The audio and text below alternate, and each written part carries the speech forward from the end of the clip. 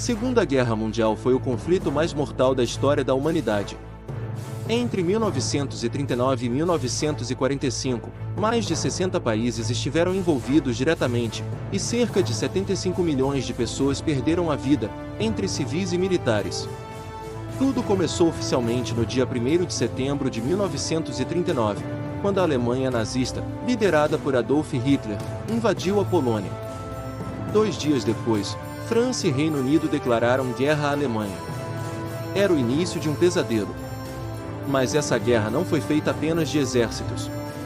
Ela envolveu ideologias, políticas de extermínio, resistência civil e diplomacia silenciosa. O mundo se dividia entre as potências do eixo, lideradas por Alemanha, Itália e Japão, e os aliados, compostos por Reino Unido, União Soviética, Estados Unidos, França e outros. No coração do conflito estava o Holocausto, o genocídio sistemático de mais de 6 milhões de judeus e milhões de outras vítimas, como ciganos, deficientes, homossexuais e opositores políticos. Foi nesse cenário de medo, violência e destruição que surgiram heróis que não vestiam farda. Homens que não empunhavam armas, mas lutaram com inteligência, silêncio e sacrifício pessoal. Hoje, você vai conhecer 3 deles. 3 homens que enfrentaram o impossível. E escolheram fazer o certo, mesmo quando o certo significava arriscar a própria vida. Eles não foram presidentes, nem generais. Foram artistas, diplomatas, e um homem comum que entrou voluntariamente num campo de extermínio. Você talvez nunca tenha ouvido falar desses nomes. Mas depois de hoje, nunca mais vai esquecê-los. Marcel Marcial, o mímico que enganou os nazistas com o silêncio. Imagine um jovem franzino, calado, com o rosto pintado de branco, fazendo mímicas em uma praça da França ocupada pelos nazistas. Agora imagine que, por trás daquele silêncio teatral, estava acontecendo uma das maiores operações de resgate de crianças judias durante a Segunda Guerra Mundial. Esse era Marcel Marcial.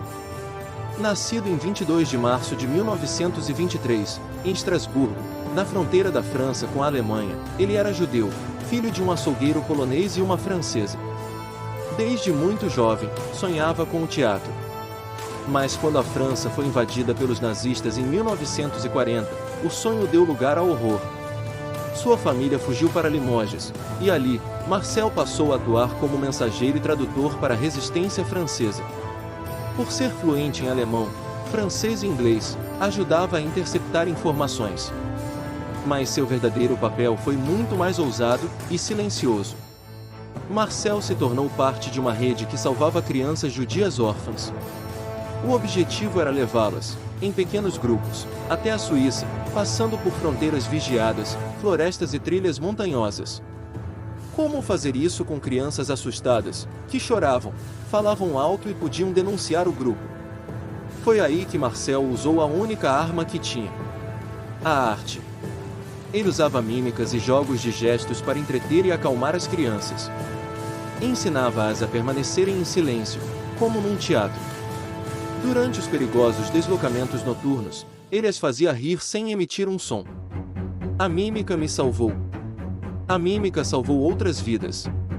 O silêncio, às vezes, é mais forte que o grito, disse Marcel em uma entrevista anos depois. Sob o disfarce de artista de rua, ele ajudou a salvar mais de 500 crianças, segundo registros da resistência. Quando questionado se teve medo, ele respondeu com simplicidade: tive medo todos os dias. Mas o medo nunca me impediu de agir. Marcel perdeu o pai, Charles Mangel, que foi deportado para Auschwitz e assassinado em 1944. Mesmo em luto, continuou atuando na resistência até o fim da guerra. Após o conflito, Marcial estudou teatro e se tornou o mímico mais famoso do século XX, com seu personagem icônico, Pip, o palhaço, e se apresentou por décadas em todo o mundo. Mas raramente falava sobre sua atuação heroica. Foi condecorado com a Legião de Honra da França, e homenageado por Israel como justo entre as nações. Ele faleceu em 2007, aos 84 anos, em Cahors, França. Mas até hoje, em silêncio, ele inspira o mundo. Em 1944, a Hungria havia se tornado o último bastião judeu da Europa. Enquanto o Holocausto já havia exterminado milhões em campos como Auschwitz, Dachau e Treblinka, centenas de milhares de judeus húngaros ainda estavam vivos, por pouco tempo. E foi neste cenário que surgiu um homem que mudaria a história sem disparar um único tiro. Raoul Wallenberg. Ele nasceu em 4 de agosto de 1912, em Estocolmo, Suécia. Pertencia a uma das famílias mais ricas e influentes do país, os Wallenberg, banqueiros, políticos e diplomatas. Raoul estudou arquitetura na Universidade de Michigan, nos Estados Unidos, e mais tarde se interessou por comércio exterior. Em 1944, já fluente em várias línguas, incluindo alemão, francês e russo, foi convidado para assumir um cargo diplomático especial em Budapeste, capital da Hungria. Mas seu objetivo ia muito além de representações formais. Wallenberg foi enviado pela Suécia com a missão de salvar vidas. E o fez com uma criatividade e coragem que poucos imaginaram possível. A invenção dos passaportes de proteção. Na Hungria, os nazistas já haviam deportado mais de 400 mil judeus em menos de 2 meses. Wallenberg criou, então, os chamados Schutzpass, documentos com o brasão da Suécia, que garantiam proteção diplomática a quem os portasse. Esses documentos não tinham valor jurídico real, mas Wallenberg usava sua posição como adido da embaixada sueca para convencer, pressionar e até intimidar os oficiais alemães. Ele imprimia milhares desses passaportes falsos, assinava à mão e os entregava em massa. Colocava homens, mulheres e crianças sob proteção sueca, mesmo sem aprovação oficial. Se eu posso salvar uma vida, já vale a pena. Se eu puder salvar 1000, não vou descansar até conseguir. Casas de proteção. Além dos passaportes, Wallenberg alugou mais de 30 edifícios em Budapeste, transformando-os em casas seguras com bandeiras suecas. Nelas, judeus se escondiam da SS e das milícias húngaras.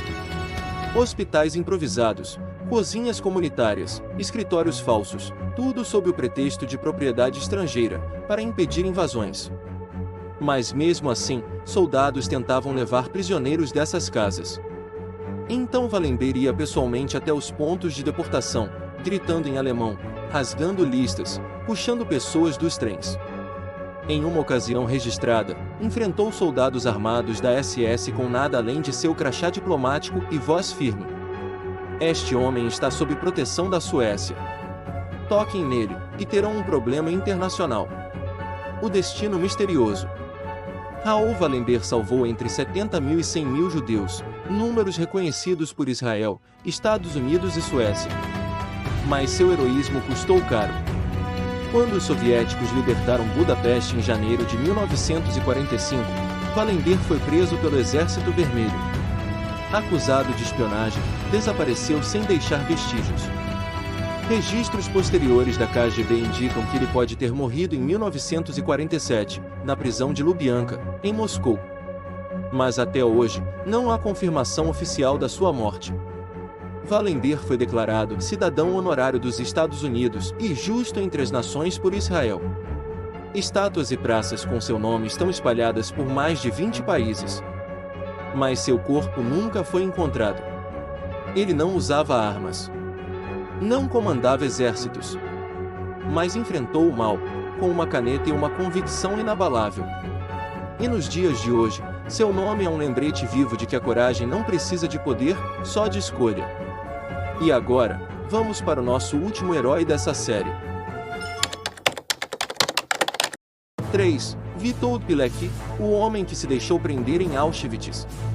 Auschwitz. O nome ainda ecoa como o símbolo máximo do mal humano. Foi lá que mais de 1 milhão de judeus foram assassinados, muitos sem jamais saber o motivo pelo qual morreram. E foi lá também que um homem entrou, voluntariamente. Esse homem se chamava Witold Pilecki. Witold nasceu em 13 de maio de 1901, em Olonets, então parte do Império Russo, de uma família polonesa patriota. Desde jovem se envolveu com movimentos de resistência. Lutou na Guerra Soviético-Polonesa, em 1920, e foi condecorado por bravura. Quando os nazistas invadiram a Polônia em 1939, Pilecki já era casado, pai de 2 filhos e reservista do exército. Mas ele não hesitou. Entrou imediatamente na resistência polonesa, também conhecida como Armia Krajowa. No início de 1940, começaram a surgir rumores de que os nazistas estavam realizando crimes sistemáticos em campos de concentração. Auschwitz era, na época, pouco conhecido fora da Alemanha. Mas informações iniciais diziam que algo muito pior que prisão acontecia lá. Pilek, então com 39 anos, propôs à resistência um plano impensável: se infiltrar no campo, como prisioneiro. A ideia era ver com os próprios olhos, relatar o que acontecia, e montar uma rede de resistência interna. Em 19 de setembro de 1940, ele se deixou prender deliberadamente durante uma batida nazista em Varsóvia. Levado junto com centenas de civis, foi identificado como prisioneiro número 4.859 de Auschwitz. Pilek viveu 2 anos e meio em Auschwitz. Viu tudo. As seleções, os espancamentos, os fuzilamentos, as câmaras de gás. Trabalhou em diversos setores: cozinha, construção, limpeza. Enquanto isso, fundou um grupo secreto chamado União Militar da Organização. Recrutou outros prisioneiros, montou uma rede de apoio e, o mais incrível, conseguiu enviar mensagens codificadas para Varsóvia. Suas informações foram as primeiras denúncias detalhadas do Holocausto enviadas ao Ocidente. Pilek relatava o número de mortos, as técnicas de extermínio, os experimentos médicos e as condições de vida desumanas. Mesmo assim, ninguém acreditava. Na época, a brutalidade parecia absurda demais para ser verdade. Em abril de 1943, percebendo que poderia ser morto a qualquer momento, Pilek escapou com 2 companheiros. Usaram documentos falsos, se esconderam em fazendas, e conseguiram retornar a Varsóvia. Lá, ele redigiu um relatório detalhado de mais de 100 páginas, hoje conhecido como Relatório Pilek, considerado uma das fontes mais valiosas sobre Auschwitz. Após a guerra, o pesadelo ainda não havia terminado. A Polônia havia sido libertada do nazismo, mas agora estava sob o controle do regime comunista soviético. Pilek continuou lutando, agora contra a repressão comunista. Mas em 1947, foi preso, acusado de espionagem, brutalmente torturado e forçado a assinar confissões falsas. Foi executado em 25 de maio de 1948, em segredo. Seu corpo nunca foi encontrado. Durante décadas, seu nome foi apagado da história polonesa. Somente após a queda do comunismo, nos anos 1990, sua história começou a ser restaurada. Hoje, Witold Pilek é considerado um dos maiores heróis da história da Polônia e da Segunda Guerra Mundial. Ele entrou no inferno, sabendo que talvez nunca saísse. Mas foi. Porque não suportava o silêncio. Witold Pilek não era general. Não era rico. Era um pai. Um esposo. Um homem comum, com uma fé inabalável na justiça. E quando a humanidade precisou de um testemunho, ele se levantou. Eles eram homens comuns. Nenhum deles tinha superpoderes. Não tinham exércitos. Não eram chefes de Estado. Mas diante do horror, eles não se calaram. Usaram o que tinham. Um talento. Uma caneta. Ou a própria vida. Marcel Marcial usou o silêncio para proteger os inocentes. Raoul Wallenberg enfrentou a morte com um pedaço de papel. E Witold Pilek entrou no inferno por amor à verdade. O que esses 3 heróis têm em comum? Eles não esperaram que o mundo mudasse. Eles foram a mudança. E agora, a pergunta que fica, é para você. O que você está fazendo pelo outro? Quantas vidas você pode tocar com pequenas ações de coragem? O que está te impedindo de agir, quando há tanta gente precisando de luz no meio da escuridão? A bondade, a justiça e a fé só continuam existindo, quando pessoas como você escolhem se levantar. Se essa história te tocou, curta este vídeo agora. Compartilhe com alguém que você admira. E inscreva-se no canal Heróis Esquecidos, porque juntos, vamos manter vivas as memórias dos que ousaram fazer o bem, mesmo quando ninguém mais o fazia. Este canal existe para inspirar. para despertar. Para lembrar ao mundo que a coragem é a linguagem dos justos.